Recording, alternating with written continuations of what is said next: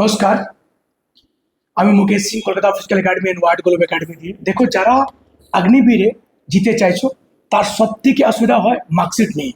অন্য জায়গার মধ্যে কনস্টেবল পোস্ট তুমি ফর্ম যখন ফিল আপ করবে, অনলি 10 পাস তুমি থাকবে, তাহলে এসএসসি জিডি মধ্যে তুমি ফর্ম ফিল আপ করতে পারবে। এসএসসি জিডি ও সিআরপিএফ, সিআইএসএফ, আইডিপিএস, আমরা ঠিক আছে, ট্রেডসম্যান, এগুলো যত ফর্ম আসবে অনলি 10 পাস তুমি ফিল আপ করতে পারবে ফর্ম। কিন্তু অগ্নিবীর আর্মির মধ্যে কি হয়, অনলি 10 পাস তোমার কিন্তু হবে না।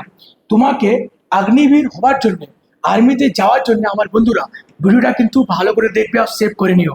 যদি ভালো লাগবে চ্যানেলটা সাবস্ক্রাইব করে নিও। এদিকে একটু নিয়ে আসো, এটা দেখো কিছু রিয়ালটা আমি এনেছি, এটা আমাদের বেস্ট বেঙ্গল থেকে। এগুলো দেখছো তুমি, 80, 64, 73, 72 অল সাবজেক্ট মধ্যে আমাদের নর্মালি 8টা সাবজেক্ট বা 7টা সাবজেক্ট থাকে, তার মধ্যে 45% লাগবে। কত পার্সেন্ট? 45%। আর যত সাবজেক্ট মধ্যে 33, মানে 33 তোমার হতেই হবে। আরেকটা আমাদের যেখানে সুবিধা হয়, এডিশনাল সাবজেক্ট, যেটা আমরা খেলকুদ বলি, ওর মধ্যে অনেক বাদ আমাদের এখানে দেওয়া থাকে না, আমাদের স্পেশাল বাংলা মধ্যে। তার মধ্যেও কিন্তু বাদ করে আমাদেরকে, আমাদের এটা কলিগকে বাদ করেছিল। দেন এখানে তুমি দেখবে যে যত তো রেজাল্ট তুমি দেখো, সবার কিন্তু 33+। যদি তোমার এরকম যে রেজাল্ট থাকে, তাহলে তুমি Agniveer army form fill up করতে পারবে। যদি তুমি যে কোনো সাবজেক্টে 33 থেকে যদি কম থাকে, 33 থেকে যদি কম থাকে, তাহলে তুমি আর্মি অগ্নিবীর তুমি হতে পারবে না। ক্লিয়ার? বুঝতে পারছো? আমি আবার দিয়ে বলছি, আমার বন্ধুরা বা ভাই এন্ড বোন যারা ভিডিও দেখছো, ভালো করে শুনে নাও।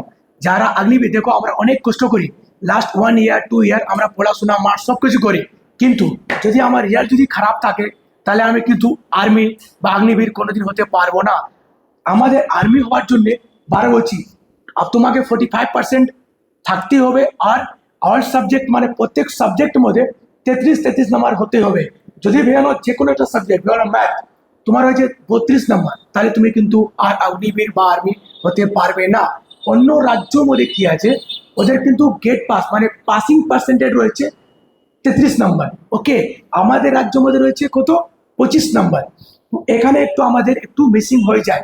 তো যারা দেখছো, বারো বলছি, তোমাদের যদি 33 আউট সাবজেক্ট 33 নাম্বার যদি থাকবে, তাহলে তুমি অগ্নিবীর হতে পারবে।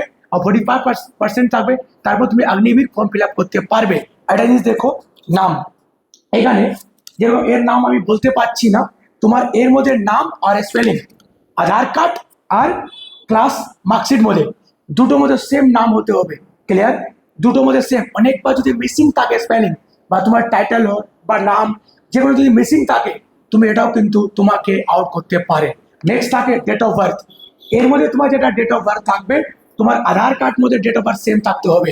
বেন অনেক মানুষের দেখবে ডেট অফ বার্থ থাকে না, অনেক মানুষের দেখবে আধার কার্ড মধ্যে ডেট অফ বার্থ থাকবে না, ওটা কিন্তু ডেট অফ বার্থ এর মধ্যে লাগবে।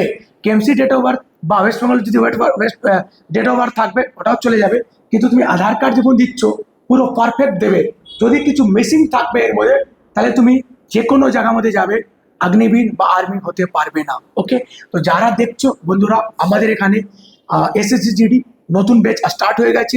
কলকাতা পুলিশ, বেঙ্গল পুলিশ, তোমরা জানো ইলেকশন পরে কিন্তু আমাদের ভ্যাকেন্সি চলে আসবে।